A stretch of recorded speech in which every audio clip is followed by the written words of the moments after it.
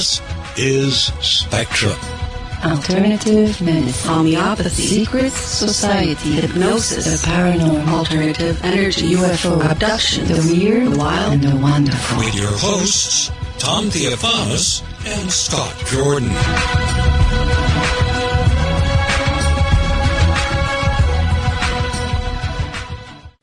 Hello, good evening, and welcome to the Spectrum Radio Network on BBS Radio 2. This is Scott Jordan with my co-host, Tom Theophanous, and remember, there's no such thing as too much information. Hey, Tom, how you doing today? I'm good. Well, this is our first show. I hope everybody gets to listen regularly. Today we have a great guest. He's a science writer who has devoted a lot of time into investigating and studying reports of UFOs, writing about their cases and investigations. And he's written numerous books.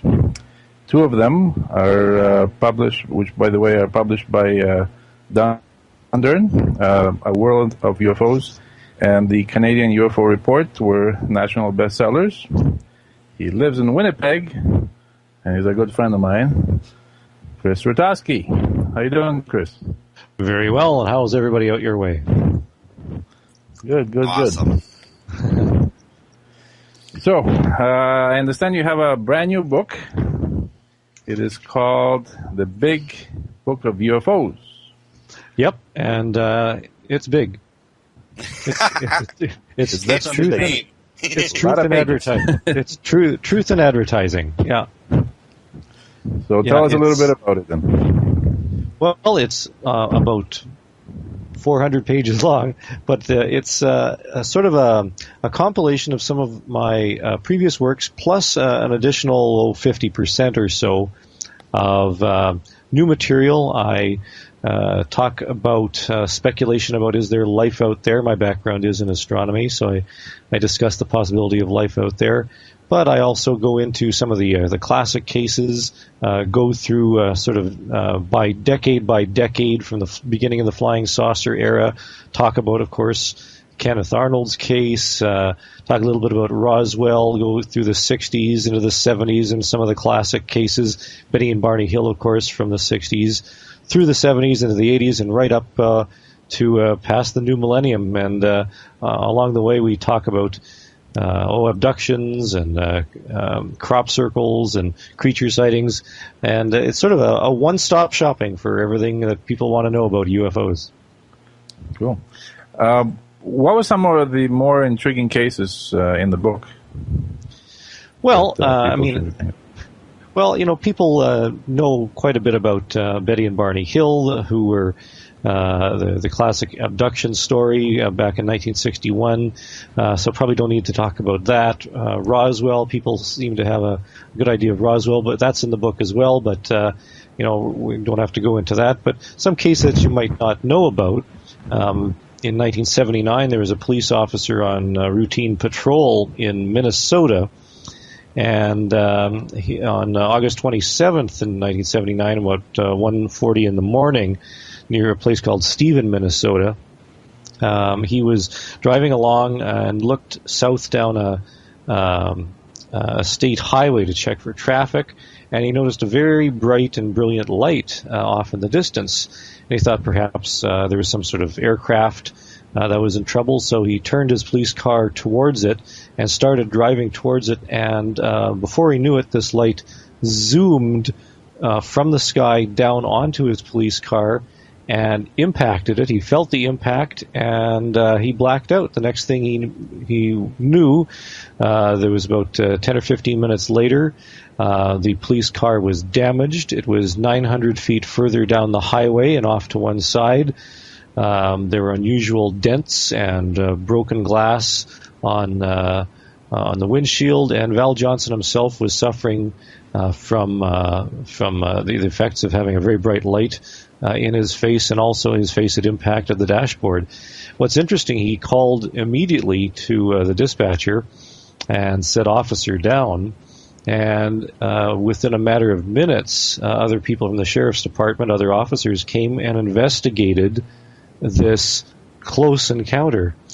And so it's very, very unique among UFO history, in the fact that the major witness was a police officer, and the case was investigated by police minutes after it happened, and we had complete cooperation with the police department down in Stephen, Minnesota, and in fact, we've spoken with many of the officers in detail, and their report is actually available. We've published it, and they cooperated with the Center for UFO Studies. It's a bizarre case. There's physical evidence, there's physiological evidence, injury, everything you want, and to this day, the case is still ranked as unexplained.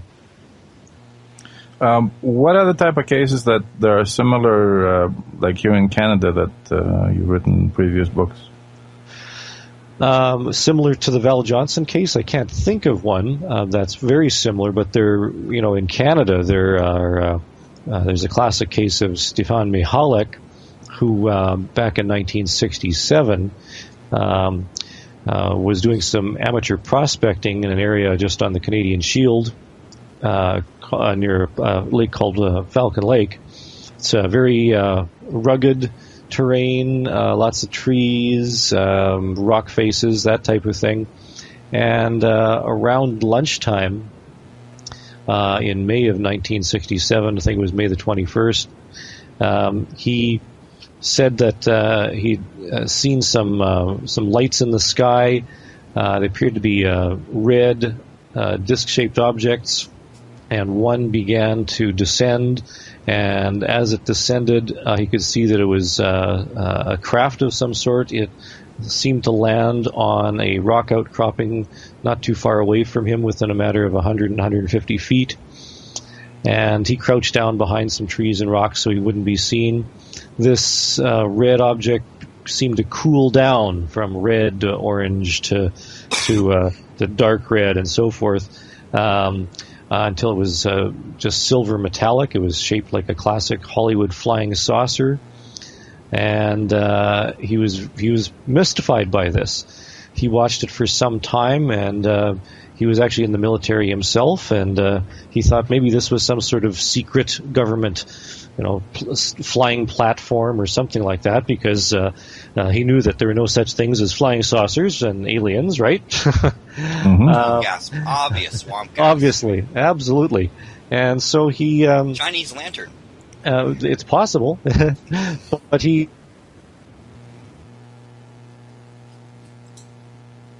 Oh.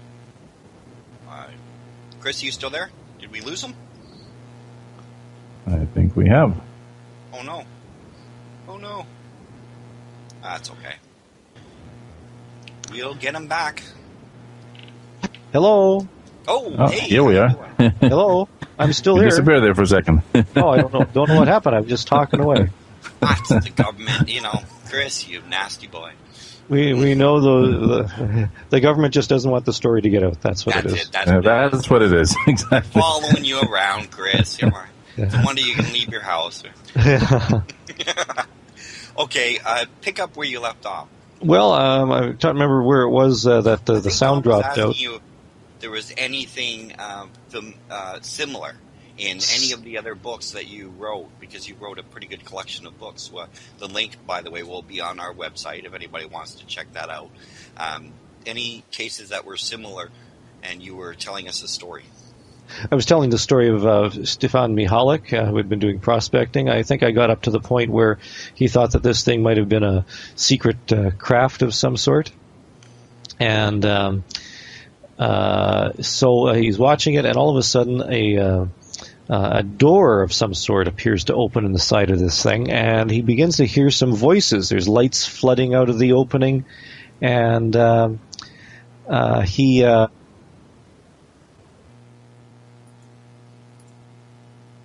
repairs.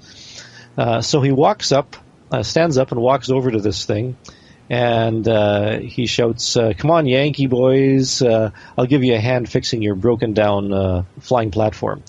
And all of a sudden the voices stop, and he thinks, uh-oh, maybe it's not Americans. He just happened to be fluent in a number of languages. He was from Eastern Europe, knew a lot of different languages, so called out in Russian, thinking that perhaps it was a Russian vehicle. Voices still didn't start up again, and he started walking towards it, and by the time he had finished asking in a number of languages, he was right up against this thing, put his hand on the side and poked his head into the opening, and he saw what can only be described as a series of computer arrays of lights, as we can imagine on old ENIAC machines or something like that. And not a thing like that existed back then, but to us it makes a little more sense. But all of a sudden he felt his hand getting warm, so he pulled his head back out, and he noticed that his glove, which was sitting on the side of the craft, had started to melt. And he took the glove off, and all of a sudden the door that he had poked his head in shut.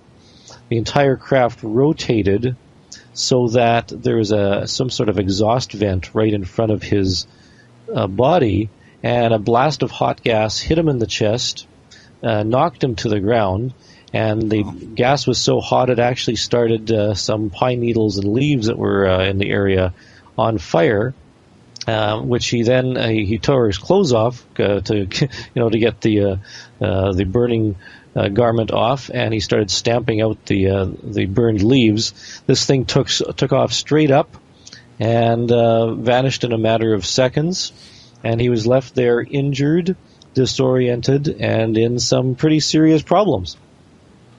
Wow. Well, physical evidence. Lots of physical evidence. In fact, not only the effects on his body, but the landing site was found by investigators sometime later when investigators did go out. The case was investigated not only by the Canadian Air Force, but also the United States Air Force. In fact, in the famous Blue Book, Project Blue Book, in the Condon Report, it's actually in there and is officially described as unexplained, according to the Condon Report investigators. So it's a completely baffling case, happened right here in Canada, and these are the cases that you don't often hear discussed when debunkers are pointing out the foolishness of UFOs. Mm-hmm. Well, they don't. Generally, I would think they wouldn't want to talk about cases that have physical evidence. That would, take away from their general stance, wouldn't it? Right. Exactly. Yeah. It was properly investigated. It wouldn't be a problem. Yeah. Now, just go for the ones that aren't properly investigated, and we can, Chinese lantern. It's all good. Dropping dummies out of helicopters. So, what I wanted to ask you was, how you got into UFOs and what triggered your interest in the first place. Well, that's a good question. It goes back to the fact that I always had an interest in astronomy, and I'm dating myself, but back in the 1970s, when Apollo missions were flying to the moon, that was a fascinating period in history. Mm-hmm. And about the same time in the mid-1970s, there was a major flap of UFOs across North America. And there happened to be a lot of UFO reports in and around Manitoba.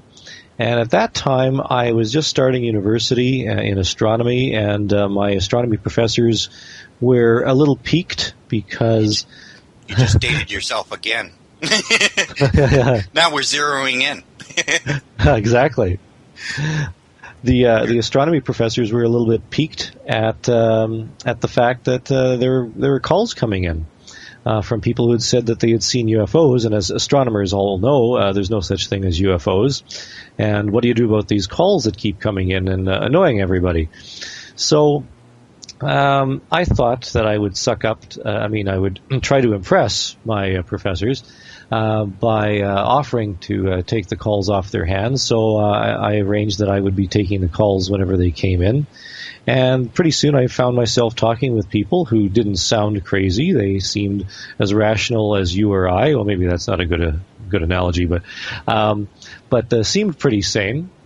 And they were reporting unusual objects, some of which sounded like they had explanations, others maybe not so much.